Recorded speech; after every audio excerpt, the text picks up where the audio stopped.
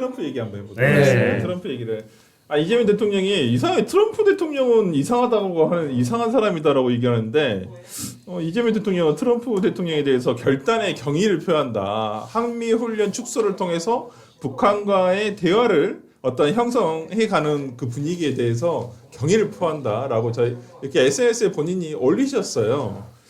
근데 트럼프는 지금 약간 좀 반응이 그렇게 좋은 반응이 아닌 것 같은데요. 도대체 이런 상황 우리 외교 전문가이신 정옥이 의원 왜 그런 저는 거예요? 이게 지금 굉장히 걱정인 게요. 네. 미국하고 우리하고 완전히 지금 이해관계가 다른데 네. 결론이 똑같아요. 아. 지금 한국 정부도 그렇고 미국 정부도 그렇고 네. 트럼프가 김정은 만나는 걸 학수고대하고 있어요. 그뿐만이 둘 다 똑같아. 네. 그러니까 다른 동기에 이유로. 의해서. 네. 그다음에 또 하나 훈련 축소하는 거 그렇죠. 이거 안 될 말인데 네. 지금 트럼프의 이해와 한국 정부 특히 민주당 정권의 이해가 지금 맞는 것 같아. 이거 희한하게 굉장히 맞네요. 위험한 일입니다. 네. 우리가 재래식 병력이나 또는 뭐 군사력으로 보면은 우리가 국방비도 훨씬 많이 쓰고 그런 것 같지만 지금 비대칭적 살상 능력에 인질이 돼 있는 거예요. 우리가 지금 핵 전력만 가지고 얘기하는데 저기 화생도 있습니다. 전달 체계인 미사일은 말할 것도 없고 이런 상황에서 김정은 얼굴만 한번 보고 악수만 하고 그럼 평화가 조성된다라는 이 착시 효과를 또 한 번 시도하겠다라는 거거든요. 트럼프는 중간 선거 때문에 그렇고 네. 아마 제가 볼 때 만에 하나 트럼프하고 김정은이 만난다 그래도 한국 대통령 소외시킬 가능성이 되게 많아요. 과거에 휴전선 그 판문점에서도 그랬어요. 네. 안 만나주려고 그러는 걸 억지로 문재인 끼어들어갔죠. 대통령 예. 그래갖고 문 앞에서 제지당하는 그 맞아요. 영상 혹시 기억나십니까? 네. 지금 이런 상황에서 느닷없이 자기 SNS에다가 소위 을지 프리덤 쉴드지 이거 자유의 방패 네. 이거를 자기 혼자서 줄인 거예요 지금. 네. 그래갖고 뭐 미 국무부도 몰랐다. 근데 한국의 외교부는 미 국무부도 모른 게 아주 중요한 명분이야. 자기네들이 몰라도 된다라는 이거 아주 이상한 상황으로 지금 가고 있거든요. 네. 그러면은 여기서 외교 안보 당국자 중에 누구 하나라도 딱 중심과 주관을 가지고 해야 되는데 이런 식으로 아니 무슨 김정은이 무슨 교황이라도 돼요?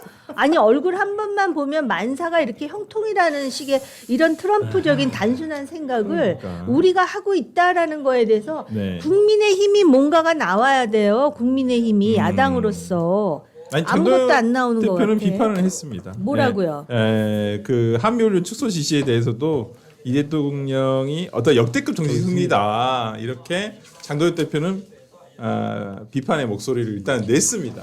근데 이게 이 트럼프 미국 대통령의 예측 불가능성이라는 것을 우리가 다 알고 있는 거잖아요. 상수죠. 네. 그러니까 그런 것들을 염두에 두고 우리의 한미 동맹이라든가 대북 전략도 짜여져야 하는데 너무 나이브해요. 다 잘 될 거야. 트럼프도 정말 좋은 생각을 갖고 있어서 한반도 평화를 가져올 거야. 거기에 우리가 페이스만 맞춰주면 돼. 이런 식으로 생각하고 있는 것 같아요. 아니 근데 과거에 그러면 문재인 정부 때는 소위 운전자론이라고 그래서 운전대라도 잡아보려고 했잖아요. 그렇죠. 이제 뭐 결국에는 못 잡았지만 지금 잡았지. 이제 자율주행을 페이스메이커. 당했죠.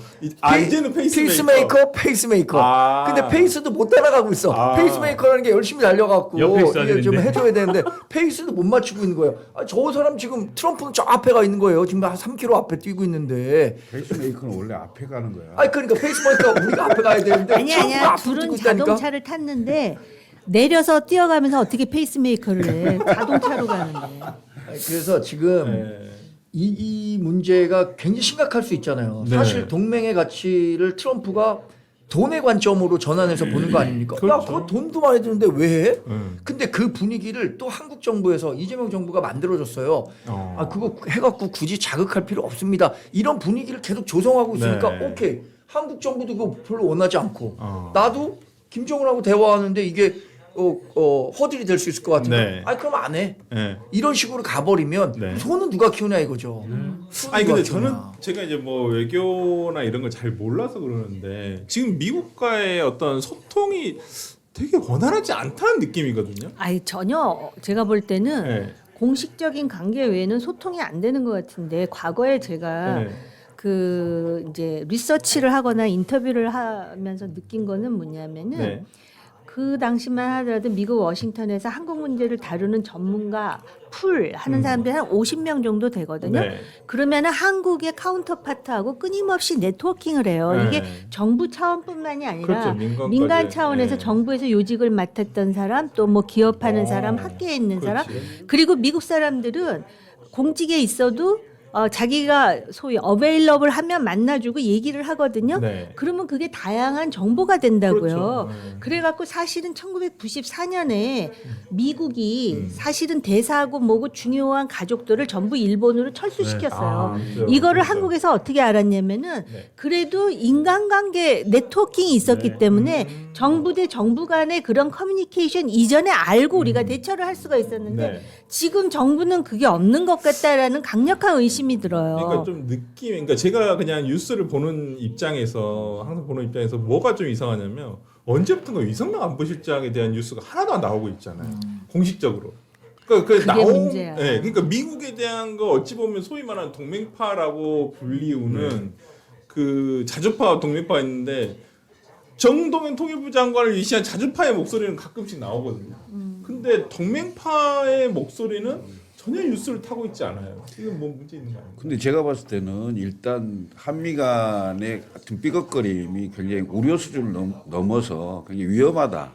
일단 트럼프의 개인적인 캐릭터도 있고 그다음에 트럼프가 집중하는 것은 지금 11월 중간 선거예요. 여기에서 만약에 본인이 패배하게 되면 본인이 임기를 다 못 마칠 수도 있다 이런 위기 상황으로 생각을 해요. 그래서 네. 어떻게든 거기에 모든 걸 맞추고 있거든요. 그러면 지금 사실 이란과의 관계에서 정리가 안 됐잖아요. 네. 그리고 이란의 정리가 안 되는 것도 대한민국을 핑계대는 거예요. 그런 측면이 있고 그다음에 북한하고 관계를 빨리 좀 해소해야 되잖아요. 네. 이런 안보적인 측면이 하나 있고 그다음에 우리가 3,500불 대미 투자하기로 했는데 왜 안 하는 거냐라는 경제적인 문제 같이 또 엮여 있어요. 엮여 있고 그리고 지금 최근에 미국의 사무장관인가요? 그 양반이 그 얘기를 했잖아요. 메모리 반도체 미국에 네. 생산할 수 있도록 투자해라. 예? 광주에서 하지 예. 말고. 이 문제까지 뒤섞여 있으면서 사실은 한국 정부가 지금 현재 한미 관계를 풀기가 대단히 쉽지 않은 상황이에요. 쉽지 않은 상황인데 방금 앵커께서 얘기했듯이 자주파와 동맹파 얘기하는데 자주파 목소리가 훨씬 커요. 자주파 목소리가 커진다는 건 뭐냐면 전통적인 한미 동맹의 중요성보다는 네.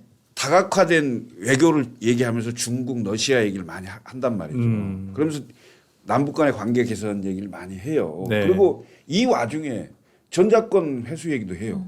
이런 여러 가지 것들이 좀 뒤섞이면서 실제로 국민들 사이에 상당한 우려를 표시하는 사람들이 많다.